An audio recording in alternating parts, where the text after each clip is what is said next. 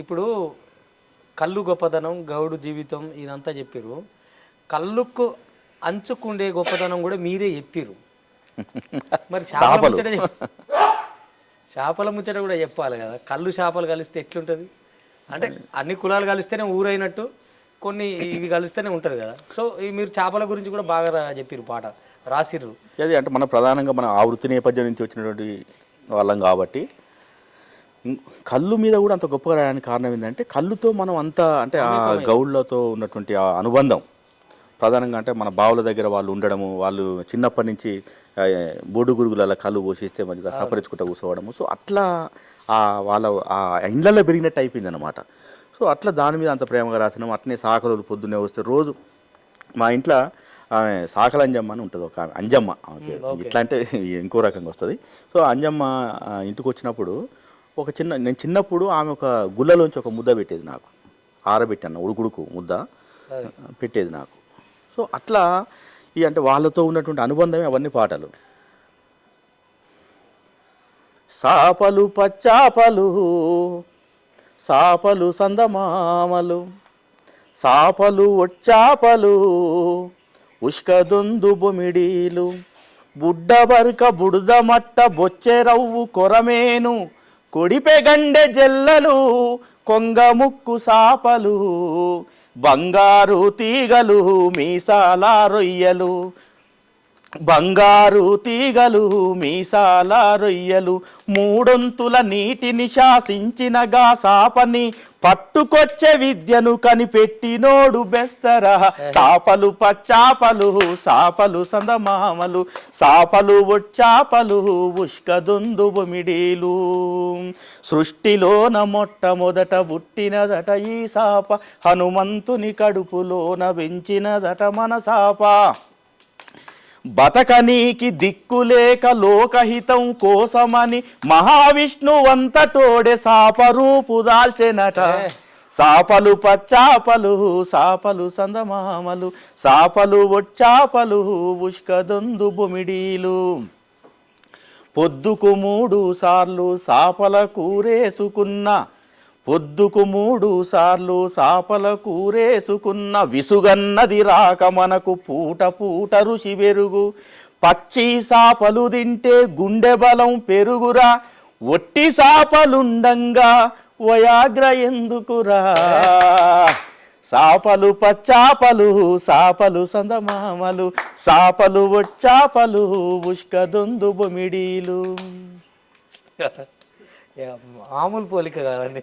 ఒట్టి చేపలు ఉండగా ఎందుకు నీవు ఇది బంద్ చేసి అది తింటున్నావు? అది కదా, సమాజము తినాల్సింది తింటలేదు, తాగాల్సింది తాగుతలేదు, అనాల్సింది అంటలేదు. సో కాబట్టే ఇంత విచ్చలవిడితనం పెరిగిపోతుంది. సూపర్ అండి నిజంగా. అంటే ఈ విచ్చలవిడితనం అంటే ఈ మనుషుల మధ్య విచ్చలవిడితనంతో పాటు ఎంత cell phone university, WhatsApp university వచ్చినా ఈ అంతరాలు కూడా పోతలేవు. పోవు. ఎందుకంటే కొన్ని వేల సంవత్సరాలుగా మనుధర్మశాస్త్రమను లేకుంటే పురుష సూక్తాలను వేదాలను చతుర్వర్ణ వ్యవస్థను ఇదంతా మనం చెప్పుకోవడంతా కొన్ని సంవత్సరాలుగా మనం కూడా చెప్పుకుంటున్నాం దళిత బహుజనుల జీవితంలో. నేను కూడా అంటే నాకు కొంత ఈ భావజాలాన్ని వంట పట్టించుకున్న తర్వాత అంటే ఈ సమాజంలో ఏం జరుగుతుంది, ఇన్ని రకాల వైరుధ్యాలు ఎందుకు ఉన్నాయి, ఇన్ని రకాల కులాలు అసలు ఎట్లా, అసలు దీనికి అంత కారణం ఏంది అని అంటే అట్లా దాన్ని అంటే ప్రశ్నించాలి, దాన్ని అడగాలనేటువంటి కాన్సెప్ట్లో రాసినటువంటి మాట. ఎవడైతే ఈ దేశానికి ఆర్యుడుగా మధ్య ఆసియా నుంచి వచ్చినని చెప్పి మన పుస్తకాల్లో చదువుకున్నామో ఆ ఆర్యులు వచ్చిన తర్వాత ఈ సమాజాన్ని వాడు అంటే మంచి కోసం చేసిండా చెడు కోసం చేసిండా పక్కన పెడితే విభజన అయితే జరిగింది. సో నేనిప్పుడడుగుత చెప్పు నువ్వు దాచి పెట్టిన గుట్టు నిప్పు ఆర్యా నేనిప్పుడడుగుత చెప్పు ఇన్నాళ్ళు గుండెల్లో గూడు గట్టిన బాధ డప్పు సప్పుడయ్యిద్దరు వేసేటప్పుడు నేనిప్పుడడుగుత చెప్పు నీది కుట్రగల్లా జాతి కాదా ఆర్యా నేనిప్పుడడుగుత చెప్పు. బ్రహ్మ సత్యమంటిరయ్యా జగతి మిథ్య అంటిరయ్యా శూన్యవాదం తెస్తిరయ్యా మాయవాదం పెడితీరయ్యా. బౌద్ధంలో బ్రాహ్మలు చేరియాగం చేసి బుద్ధుడు మా విష్ణు రూపం అంటిరి గాదా, నేనిప్పుడడుగుత చెప్పు నీది కుట్రగల్లా జాతి గాదా ఆర్యా, నేనిప్పుడడుగుత చెప్పు. కొండల్లో బండల్లో రన్నా దేవుళ్ళ కాళ్ళు గాలుతుంటే రన్నా, 7 కొండల ఎంకన్నా కొండలు ఎక్కి దిగేటప్పుడన్నా, మనసు గరిగి మా దళిత జాతి ప్రేమ చేతుల్ని చెప్పులుగా చేసియలేదా, నేనిప్పుడడుగుత చెప్పు నీది కుట్రగల్లా జాతి కాదా ఆర్యా, నేనిప్పుడడుగుత చెప్పు. ఆర్యా త్రైవర్ణికంటూ వర్ణాలతో వేరు చేసి సూదరోళ్లను వీడదీసి పంచములను ఈసడించి కర్మకాండల్ని సృష్టించి భ్రమలెన్నో పుట్టించి నక్కాజిత్తుల ఏషం ఎందుకేసినట్టు, నేనిప్పుడడుగుత చెప్పు నీది కుట్రగల్లా జాతి కాదా ఆర్యా, నేనిప్పుడడుగుత చెప్పు. సూపర్ సూపర్, మామూలు కడగలేదు.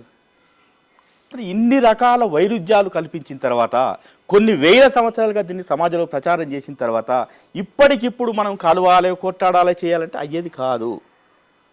ఇప్పుడు అయోధ్యకు పోవద్దంటే ఆగుతావా, తిరుపతి పోవద్దంటే వింటావా, యాదగిరి గుట్టకు పోవద్దంటే వింటావా? నీ పని నీకున్నది. అవును, అంటే అంటే మన ఇట్లా కూడా చెప్పిన నేను ఏది అంటే ఇన్ని రకాల వైరుధ్యాల్ని కల్పించాలంటే ఒక హిందూ వ్యవస్థనే కాదు ఇక్కడ. అవును, నేను ఏం చెప్పినంటే మక్కాకు పోయిన జనము, మక్కాకు పోయిన జనము ఆ తొక్కులాటల జావలేదా, అయ్యప్ప అనుకుంట వస్తే కా కొండగూలి సావలేదా, శిలువెక్కినా యేసయ్యా మల్లెట్లా దిగి వచ్చేనయ్యా, దేవుడంటూ పోతే గాచారం వెంటొచ్చే మేమంటే పాపులం పసిపిల్లలేం చేసే, నేనిప్పుడడుగుత చెప్పు నీది కుట్రగల్లా జాతి కాదా ఆర్యా, నేనిప్పుడడుగుత చెప్పు. ఒక్క మతాన్ని అనలే. అవును, ఎవరైతే అంటే మతాలు జనహితం కోసం అని అనుకున్నాం కానీ మతాలు ఎప్పుడైతే అని జనాన్ని హతమార్చేటువంటి ప్రయత్నంలో ఉన్నారో, ఒక కూడి ఉన్నటువంటి సమాజం మధ్యలో కుమ్ములాటలు పెట్టే ప్రయత్నం చేస్తున్నదో అది మతమైనా కులమైనా మనిషి అయినా ఆ వాడు ఈ సమాజానికి చేటు చేస్తున్నటువంటి వాడే. కాబట్టి ఇంతే తీవ్రంగా ఉధృతంగా మీరు అంటే మీలాంటి వాళ్ళు ఇంకా రచయితలు కానీ ఇప్పుడు అడిగితే మార్పు రాదా కాదా? ఖచ్చితంగా సమాజం మీద సాహిత్య ప్రభావం ఖచ్చితంగా ఉంటుంది. ఇలా సినిమా, టీవీ, సెల్ ఫోన్ తర్వాత ఈ పాట అంటే మనిషి ఎవరైనా రచయితలు, అవును, జర్నలిస్టులు వీళ్ళందరూ కూడా సమాజాన్ని ప్రభావితం చేసేటువంటి వాళ్ళే. ఇలా చింతలేదగిరనే రాసినటువంటి పాట కానీ, గోరటి వెంకన్న రాసినటువంటి పాటలు కానీ, ఇప్పుడు గోరటి వెంకన్న, అందశ్రీ ఇట్లాంటి వాళ్ళ పాటలు తెలంగాణ ఉద్యమాన్ని ఎంత ప్రభావితం చేసినాయి. అవును, చూడు తెలంగాణ సుఖ నీరు లేనిదానా, నా గోడు తెలంగాణ, బతుకు పాడైన వీణ, అదే నా గోడు తెలంగాణ బతుకు పాడైన వీణ, ఉత్తరాన గోదావరి ఉప్పొంగి ఉరకనేల, దక్షిణాన కృష్ణమ్మ దర్జాగా పారనేల, చేతాన వేడుందిరా తెలంగాణ సేలన్ని బీడాయరా. అంటే మనిషిని ఇంతకన్నా అంటే ముఖ్యంగా తెలంగాణ మనుషుల్లో ప్రతి ఒక్కరిలో సాహిత్య అంశం ఉంటుంది. సాహిత్యాన్ని మనం అంటే రాసేవాళ్ళము పాడేవాళ్ళము కాదు, వినేవాళ్ళు దాన్ని చదివే వాళ్ళు లేనప్పుడు మేము రాయడం ఇదంతా దండగా కదా. సో వాళ్ళంతా లీనమైపోయి వింటారు పాటలు. లక్షణం అదే. సో అంత గొప్ప లక్షణం ఈ నేలకు ఉన్నది కాబట్టి అంత గొప్ప తాత్విక నేపథ్యంతో చెప్పగలిగితే చెప్పాలి. అంతేగాని ఏదో ఈవెంట్ మేనేజర్స్ లాగా వచ్చి ఈవెంట్ రైటర్స్, ఈవెంట్ సింగర్స్ వచ్చి పాడుతున్నారు పోతున్నారు. ఇది ఎంత అనారోగ్యకరమైనటువంటి పరిస్థితిలో ఉన్నదంటే ఇలా పాట ఇంకా చెప్పుకుంటే ఇంకా మనకి ఈ పూట సరిపోదు. వాస్తవంగా చాలా అంశాలు ఉన్నాయి. మన అవకాశం ఉంటే మళ్ళీ ఒకసారి ఎప్పుడైనా మనం ఇట్లాంటి డిస్కస్ చేద్దాం. తప్పకుండా అన్న. నిజంగా అంటే ఇవాళ మీ నుంచి ఒక మంచి డెబ్యూట్ అని కావచ్చు, ఒక చర్చ అయితే నడిచింది. ఇది మా విహారీ న్యూస్ నుంచి రేపు ఇంకా ఈ సాహితీకారుల పట్ల కానీ ఈ సమాజం పట్ల కానీ బాధ్యత ఉన్న వాళ్ళు ఖచ్చితంగా ఈ వేదికను ఆశ్రయిస్తారని మీరు కోరుకున్న ఒక వేదిక ఇటువంటిది ఇంకోటి నడవాలని మనస్ఫూర్తిగా కోరుకుంటున్నాను. అండ్ పాట ప్రభావం ఎప్పటికీ పాటే ప్రభావితం చేస్తుందని బల్లగుద్ది చెప్పారు. పాటతోటే మీరు ఉండాలి, ప్రశ్నతోటే మీరు ఉండాలని కోరుకుంటూ నమస్తే.